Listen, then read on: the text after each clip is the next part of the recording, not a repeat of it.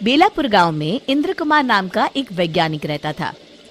उसका पूरा जीवन खोज और आविष्कार में ही बीता, पर उसने अपनी जिंदगी में जो सबसे बड़ा आविष्कार किया था उसके बारे में किसी को नहीं बताया था।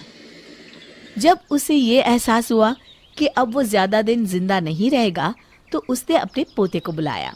नरेंद्र, लगता है अब मैं ज्यादा दिन नहीं जीऊंगा। आप आए दिन इतनी सीरियसली बात क्यों करते हैं दादाजी? मेरी बात ध्यान से सुन। एक ऐसा राज है जो आज तक सबसे छुपा हुआ है। क्या मैं आपका गोद लिया हुआ पोता हूँ दादाजी? अरे नहीं नालायक, मेरा एक ऐसा आविष्कार है जो सबके सामने आ जाए तो तहलका मचा दे। तो आपने अभी तक तहलका मचाया क्यों नहीं दादाजी? हे भगवान, ये तेरी हंसी ठिठोली तो मुझे मरने नहीं देगी। चुप हो जा और मेरी बात सुन। मैं वो आविष्कार किसी बड़े आदमी को बेचना चाहता था। अब तू ही संभाल और जैसा ठीक लगता है कर। पर ऐसा क्या है दादाजी? और आप कहीं नहीं जा रहे हैं? हाँ, मैंने समय में यात्रा करने वाली एक टाइम मशीन बनाई है जिसमें बैठकर कोई भी इंसान भविष्य काल और भूतकाल में जा सकता है। लेकिन एक बात याद रखना, उस टाइम मशीन का इस्तेमाल हमेशा अच्छे कार्यों के लिए करना।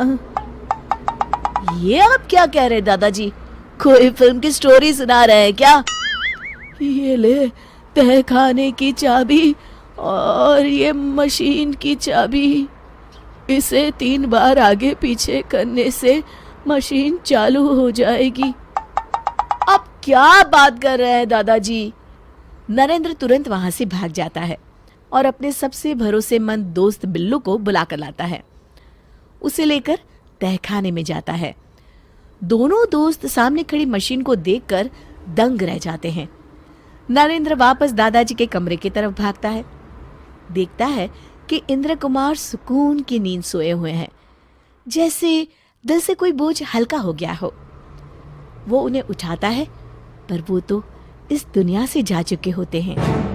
नरेंद्र दुखी हो जाता है। कुछ दिनों बाद,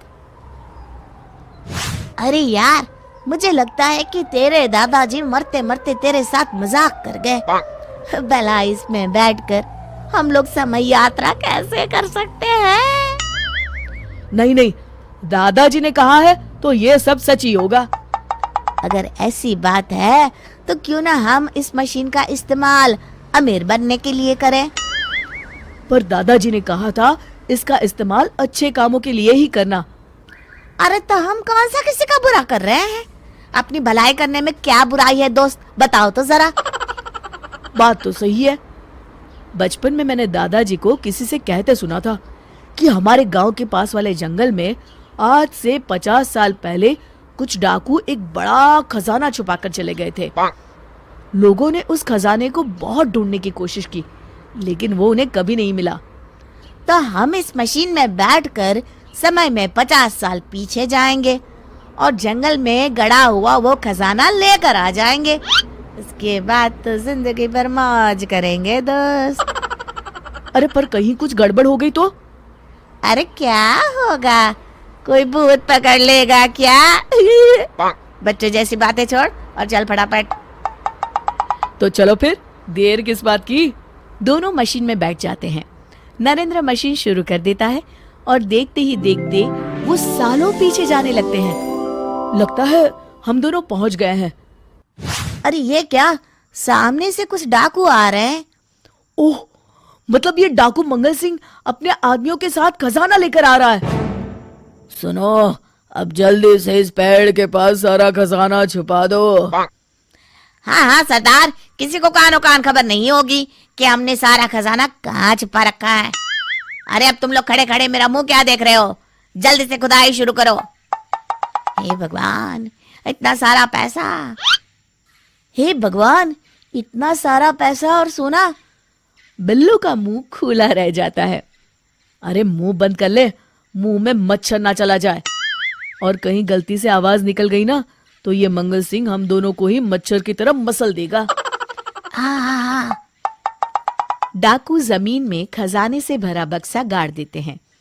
हमारा काम हो गया है, अब यहाँ से चलते हैं।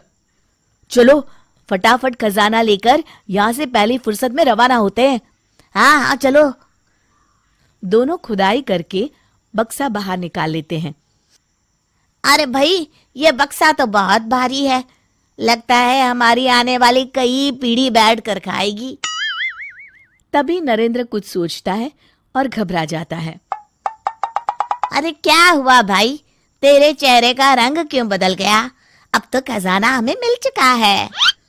अरे अभी मुझे याद आया, मेरे दादाजी ने ये भी बताया था कि इस पेड़ पर एक चुड़ैल भी रहती है, इसलिए इस खजाने को ढूंढने जितने लोग भी गए थे आज तक कोई वापस नहीं आया। अरे मर गए रे, भगवान करे अभी चुड़ैल सो रही हो। चलो भागते हैं यहाँ से। अपनी मशीन की चाबी तो उठा लो। अरे हाँ। अरे पर ये कौन बोला? दोनों ऊपर देखते हैं। पेड़ पर उन्हें एक डरावनी चुड़ैल बैठी दिखाई देती है। देखिए चुड़ैल जी, मैंने तो अभी तक शादी भी नहीं की है, मैं तो बेकार में लालच पे पड़ गया। एक काम करते हैं, इस खजाने के 3 हिस्से कर लेते हैं, खुश? अरे ओ लालची इंसान, जान से ज्यादा खजाना प्यारा है क्या तुझे? देखिए चुड़ैल जी, हाँ पूरा खजाना ले लीजिए, बस हमें घर जाने दीजिए। मैंने तुम्हें घर जाने से कब रोका, पर मैं भी तुम्हारे साथ चलूंगी। आप हमारे साथ चलकर क्या करेंगी? तुझे अपनी जान प्यारी है तो चुपचाप मुझे शहर ले चल। इस जंगल में मैं बोर हो गई हूँ। मैं भी देखना चाहती हूँ कि 50 साल के बाद की दुनिया कैसी है। आप तो काफी शौकीन चुड़ैल मालूम होती है, पर क्या है ना, इस मशीन में सिर्फ 2 ही लोग बैठ सकते हैं।